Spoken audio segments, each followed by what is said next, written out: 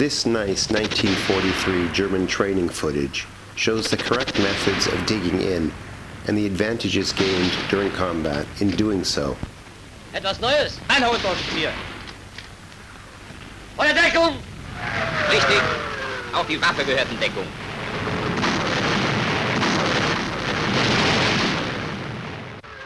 It fits in well with Part 7 from the series covering the SS Division Reich that would go on to eventually become the 2nd SS Panzer Division, das Reich.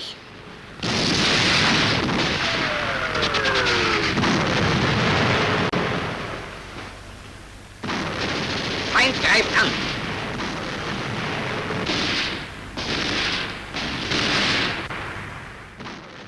At the end of the video, there's another clip from the film, so stick around. It's worth it.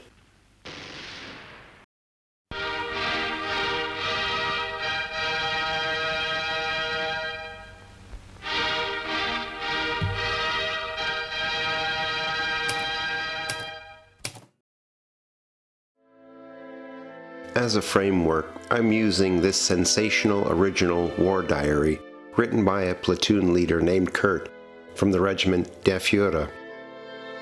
It follows the division up through Operation Typhoon, which was a desperate last attempt to take Moscow in the winter of 1941-42.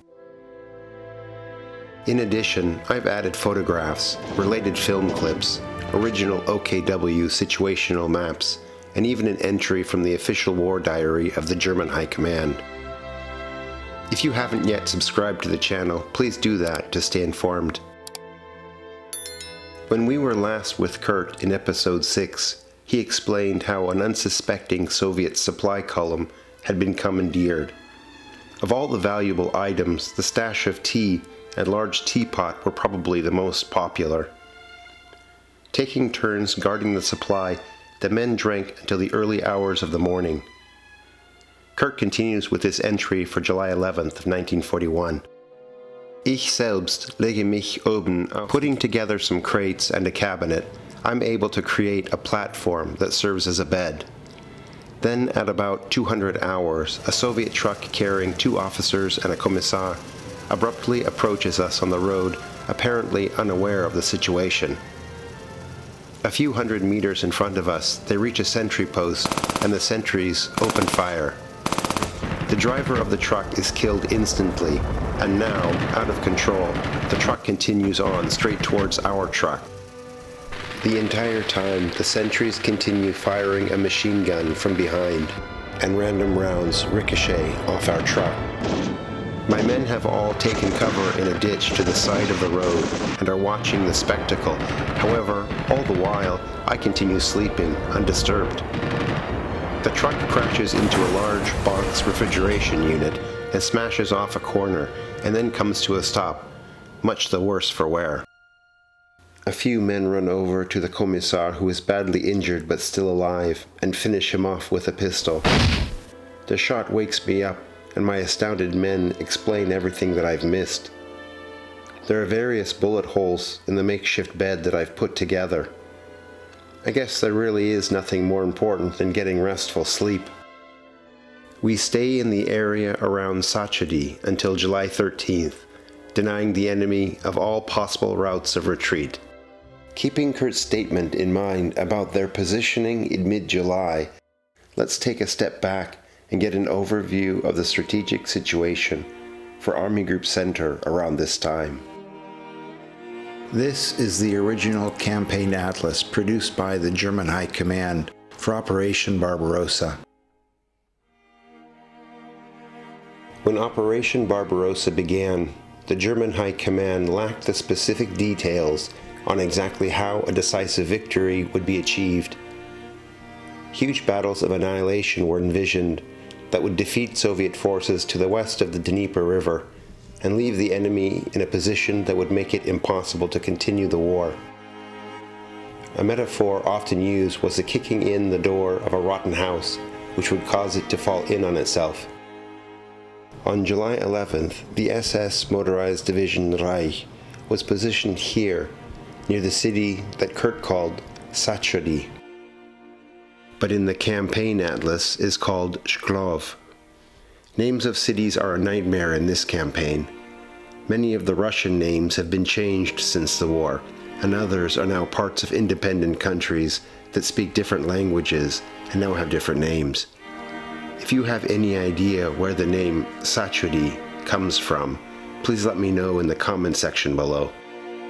If we look at the Soviet movements, it seems that many are still in full retreat, and their counterattacks are not making headway.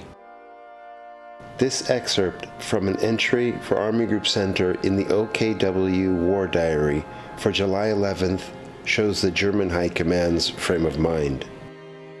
A general large-scale retreat of the enemy to the east might have begun, but as of yet cannot be confirmed. New thrusts by the armored divisions in Panzer Group 3 and Panzer Group 2 were underway, which were to eventually end with the taking of the important city of Smolensk. Hopefully, additional large pockets of Soviet forces would be created and eliminated, and finally break the back of the enemy. The SS Motorized Division Reich was in a holding position to make sure none of the Soviets succeeded in breaking out to the west.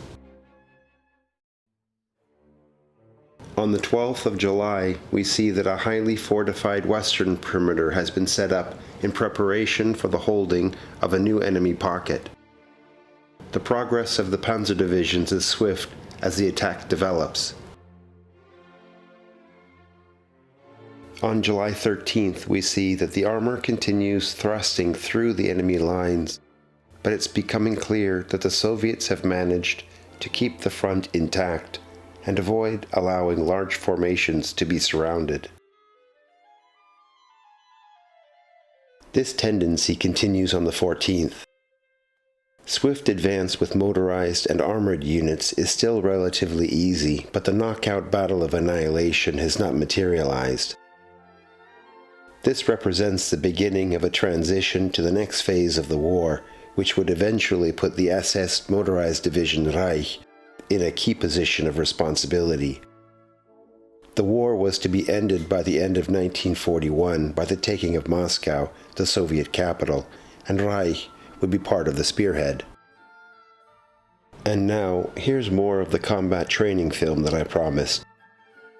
Thanks for watching.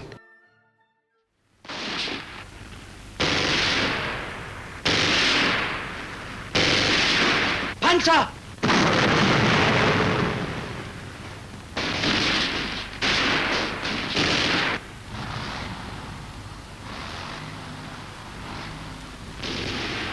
Das tief gebaute, schmale Schützenloch für stehende Schützen bietet nun auch Deckung gegen Sicht und Beschuss aus dem Panzer und schützt gegen Überrollen.